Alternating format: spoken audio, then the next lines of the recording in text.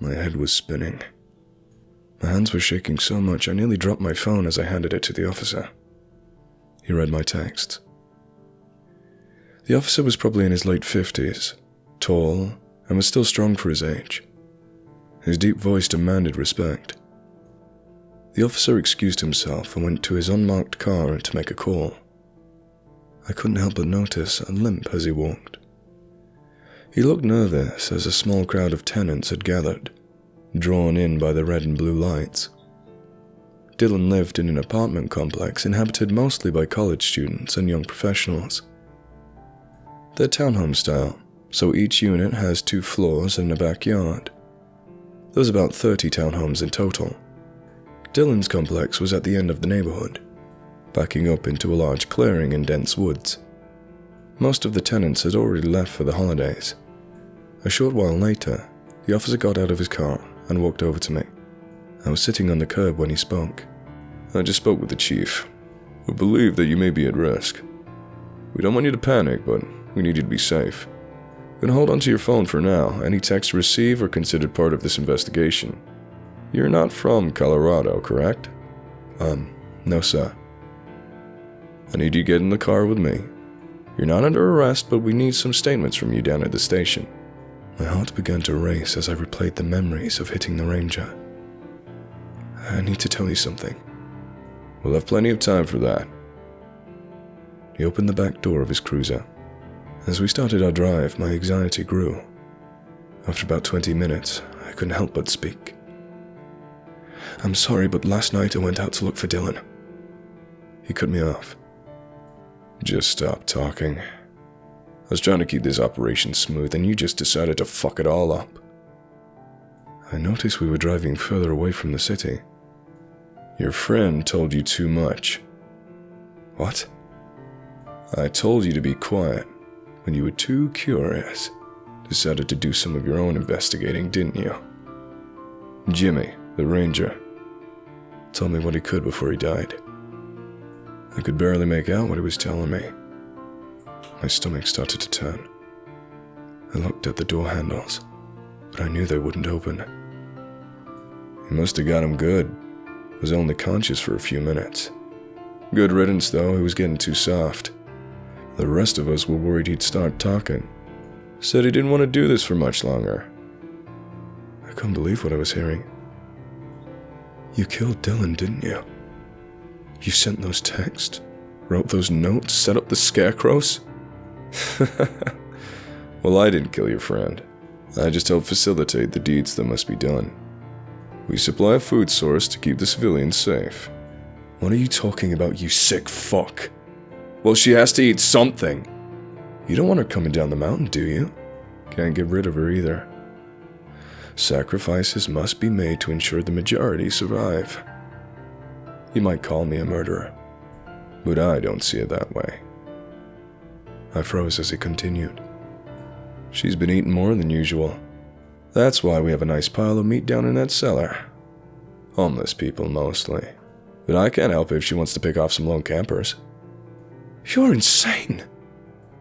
What are you feeding people to?" He laughed again. "I can't have you running around telling the media. Could you imagine the chaos this would bring? All the victims' families wanting justice. Exposure and rock climbing incidents make much more sense." We had been driving a while. I could tell we were getting close to the trail. A camper, walking a brown dog alongside the road, waved to us as we passed. I wished there was some way I could tell him I was in danger. We continued to drive in silence. I was trying to comprehend the situation. When we got to the trailhead, the officer parked the car and got out. He drew his pistol, opened my door, and motioned for me to start walking. The walk was slow as he limped behind me. "I'll tell you where to go. If you try anything, I'll put a bullet in your skull and throw you down the cellar with the others." It was a long and silent walk up the trail. The cold air stung my face as we trekked along. Even in my panicked state, I knew that we were in the same area as the cellar. "What are you taking me to?" "Her." "What's her?" "Not sure. If you're going to kill me, at least tell me what we're going to. I can't tell you, because I don't know what she is. Clawed her way here from hell, I guess. My heart was pounding and my legs grew weaker. I didn't ask any more questions. The sun was starting to set. The only sounds were the crunching of leaves and snap of twigs beneath our feet. We took countless turns and the trail had turned into dense woodland and uneven ground. I was exhausted. Getting close.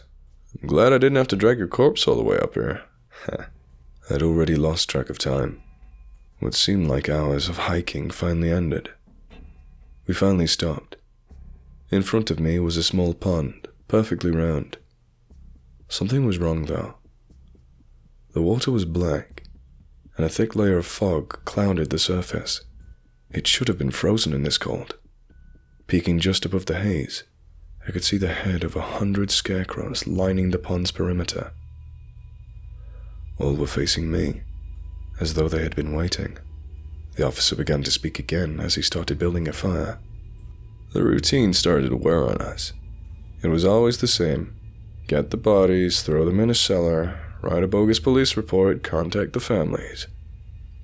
It got stale, and she got tired of easy meals. So, we got a little more creative. Get the campers scared. Get them moving in this direction. Let it hunt. It likes the trophies. He nonchalantly pointed to the scarecrows. When I saw your buddy's phone, I took it upon myself to get you down here. I thought it'd be more of a challenge, but you basically turned yourself in. She won't kill you too, whatever she can get to first. I didn't want to know just how many cops and rangers were a part of this. I considered making a break for it, but I knew I'd be gunned down. The officer kept his distance, with his gun pointed at me.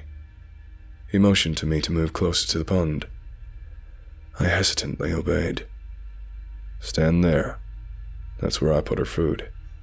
The water began to churn as it surfaced. Black ripples formed small waves that splashed against the pond's edge. Its dark, matted hair was the first feature to break the surface. I immediately smelled the damp, rotting flesh. I was frozen with fear as it moved in my direction and continued to ascend from the dark pool. I cannot fully describe what I saw. The hellish figure had risen from the inky depths and moved closer. It had a tall, thin form with long hair descending from its head to the middle of its body. It kept this shape, momentarily. Whatever it is does not belong on this earth. As the creature moved closer, it would rapidly lose its form in a flash of grey and black static, only to return to the previous shape.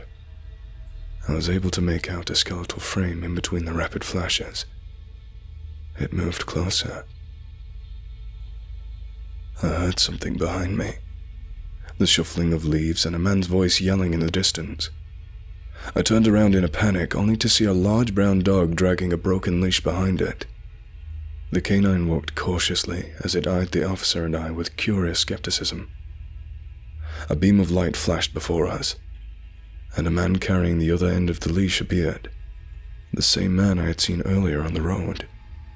"Sorry guys, I've been chasing my dog forever. He broke off and started following your scent. He saw it. What? I took advantage of the moment.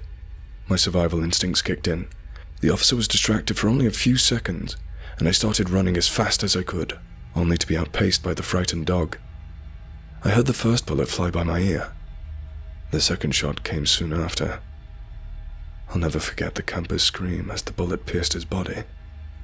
His agonizing voice echoed throughout the mountains. I never actually heard his screaming stop. They only grew quieter as I ran farther away from the pond. I ran for hours, fueled by adrenaline and survival. I knew the officer couldn't keep up with me, and he had to make sure that his new witness could not escape. I will not disclose the details of where I went or where I currently reside. I'm not sure who's reading this. I am safe at the moment. I will attempt to work with the authorities after I figure out how to tell them what I've seen without sounding insane.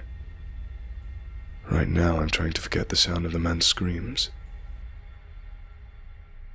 and the snapping of his bones.